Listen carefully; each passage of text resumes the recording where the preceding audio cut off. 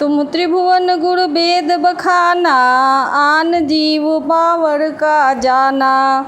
प्रश्न उमा कै सहज सुहाई, छल विहीन सुनि शिव मन भाई। वेदों ने आपको तीनों लोकों का गुरु कहा है, दूसरे पामर जीव इस रहस्य को क्या जाने। पार्वती जी के सहज, सुंदर और छल रहित सरल प्रश्न सुनकर शिव जी के मन को बहुत अच्छे लगे। हरहि रामचरित सब आए, प्रेम पुलक लोचन जल छाए। श्री रघुनाथ रूप उर आवा, परमानंद अमित सुख पावा। श्री महादेव जी के हृदय में सारे रामचरित्र आ गए। प्रेम के मारे उनका शरीर पुलकित हो गया और नेत्रों में जल भर आया। श्री रघुनाथ जी का रूप उनके हृदय में आ गया, जिससे स्वयं परमानंद स्वरूप शिव जी ने अपार सुख पाया। मगन ध्यान रस दंड जुगा, पुनि मन बाहिर कीन्ह। रघुपति चरित महेश तब, हर्षित वर्णय लीन्ह। शिव जी 2 घड़ी तक ध्यान के आनंद में डूबे रहे। फिर उन्होंने मन को बाहर खींचा और तब वे प्रसन्न होकर श्री रघुनाथ जी के चरित्र का वर्णन करने लगे। झूठे सत्य जाहि बिनु जाने, जिमि भुजंग बिनु रज पहिचाने। जेहि जाने जग जाई हेराई, जागे जथा सपन भ्रम जाई। जिसके बिना जाने झूठ भी सत्य मालूम होता है, जैसे बिना पहचाने रस्सी में सांप का भ्रम हो जाता है, और जिसके जान लेने पर जगत उसी तरह लोप हो जाता है, जैसे जागने पर स्वप्न का भ्रम जाता रहता है। बंदउ बाल रूप सोई रामू, सब सिद्धि सुलभ जपत जिस नामू। मंगल भवन अमंगल हारी, द्रवउ सुदशरथ अजिर बिहारी। मैं उन्हीं श्री रामचंद्र जी के बाल रूप की वंदना करता हूँ, जिनका नाम जपने से सब सिद्धियाँ सहज ही प्राप्त हो जाती हैं। मंगल के धाम, अमंगल के हरने वाले और श्री दशरथ जी के आंगन में खेलने वाले वे बाल रूप श्री रामचंद्र जी मुझ पर कृपा करें। करि प्रणाम राम ही त्रिपुरारी, हरषि सुधा सम गिरा उचारी। धन्य धन्य गिरिराज कुमारी, तुम समान नहीं को उपकारी। त्रिपुरासुर का वध करने वाले शिव जी श्री रामचंद्र जी को प्रणाम करके आनंद में भरकर अमृत के समान वाणी बोले।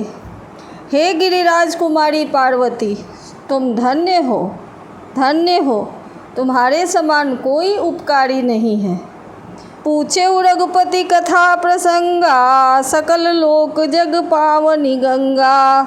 तुम रघुबीर चरण अनुरागी, कीन्हु प्रश्न जगत हित लागी। जो तुमने श्री रघुनाथ जी की कथा का प्रसंग पूछा है, जो कथा समस्त लोकों के लिए जगत को पवित्र करने वाली गंगा जी के समान है, तुमने जगत के कल्याण के लिए ही प्रश्न पूछे हैं। तुम श्री रघुनाथ जी के चरणों में प्रेम रखने वाली हो। राम कृपा ते पार्वती, सपने हूँ तो मन माही। शोक मोह संदेह भ्रम, मम विचार कछु नाही। हे पार्वती, मेरे विचार में तो श्री रामचंद्र जी की कृपा से तुम्हारे मन में स्वप्न में भी शोक मोह संदेह और भ्रम कुछ भी नहीं है। तदपि आशंका कीन्हु सोई, कहत सुनत सब कर हित होई। जिन्ह हरि कथा सुनी नहीं गाना, श्रवण रंध्र अहि भवन समाना। फिर भी तुमने इसलिए वही पुरानी शंका की है कि इस प्रसंग के कहने सुनने से सबका कल्याण होगा। जिन्होंने अपने कानों से भगवान की कथा नहीं सुनी, उनके कानों के छिद्र सांप के बिल के समान हैं। नयन संत दरस नहीं देखा, लोचन मोर पंख कर लेखा। ते सिर कट तुम बड़ी समतूला, जेन नमत हरि गुर पद मूला। जिन्होंने अपने नेत्रों से संतों के दर्शन नहीं किए, उनके वे नेत्र मोर के पंखों पर दिखने वाली नकली आँखों की गिनती में हैं। वे सिर कड़वी तुम्बी के समान हैं जो श्री हरि और गुरु के चरण तल पर नहीं झुकते। जिन्हें हरि भगत हृदय नहीं आनी, जीवत सो समान ते ही प्राणी। जो नहीं करई राम गुण गाना, जीह सुधा दुर जीह समाना। जिन्होंने भगवान की भक्ति को अपने हृदय में स्थान नहीं दिया, वे प्राणी जीते हुए ही मुर्दे के समान हैं। जो जीव श्री रामचंद्र जी के गुणों का गान नहीं करती, वह मेढक की जीभ के समान है। पुलिस कठोर निठुर सोई छाती, सुनि हरि चरित न जो हर साती। गिरिजा सुनहु राम कै लीला, सुरहित दनुज विमोहन शीला। वह हृदय वज्र के समान कड़ा और निष्ठुर है, जो भगवान के चरित्र सुनकर हर्षित नहीं होता। हे पार्वती, श्री रामचंद्र जी की लीला सुनो। वह देवताओं का कल्याण करने वाली और दैत्यों को विशेष रूप से मोहित करने वाली है। राम कथा सुरधेनु समा, सेवत सब सुखदानी। सत समाज सुरलोक सबा, को न सुनयस जानी। श्री रामचंद्र जी की कथा कामधेनु के समान सेवा करने से सब सुखों को देने वाली है, और सत्पुरुषों के समाज ही सब देवताओं के लोक हैं। ऐसा जानकर इसे कौन नहीं सुनेगा। राम कथा सुंदर करतारी, संशय बिहगऊ राम निहारी। राम कथा कलि बिटप कुठारी, सादर सुनु गिरिराज कुमारी। श्री रामचंद्र जी की कथा हाथ की सुंदर ताली है, जो संदेह रूपी पक्षियों को उड़ा देती है। फिर राम कथा कलयुग रूपी वृक्ष को काटने के लिए कुल्हाड़ी है। हे गिरिराज कुमारी, तुम आदर पूर्वक इसे सुनो। राम नाम गुण चरित सुहाए, जन्म करम यज्ञनित श्रुति गाए। जथा अनंत राम भगवाना, तथा कथा कीरति गुण गाना। वेदों ने श्री रामचंद्र जी के सुंदर नाम, गुण, चरित्र, जन्म और कर्म सभी अनगिनत कहे हैं। जिस प्रकार भगवान श्री रामचंद्र जी अनंत है, उसी तरह उनकी कथा, कीर्ति और गुण भी अनंत है। यद्यपि जथा श्रुत जसिमति मोड़ी, कहीं हूँ देखी प्रीति अति थोड़ी। उमा प्रश्न तो सहज सुहाई, सुखद संत सम्मत मोहि भाई। तो भी तुम्हारी अत्यंत प्रीति देखकर जैसा कुछ मैंने सुना है और जैसी मेरी बुद्धि है, मैं उसी के अनुसार कहूँगा।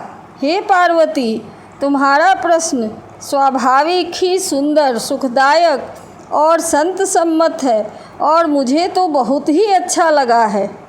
एक बात मोहि नहीं सुहानी, यद्यपि मोह बस कहे हो भवानी। तुम जो कहा राम को आना, जेहि श्रुति गाव धरहि मुनि ध्याना।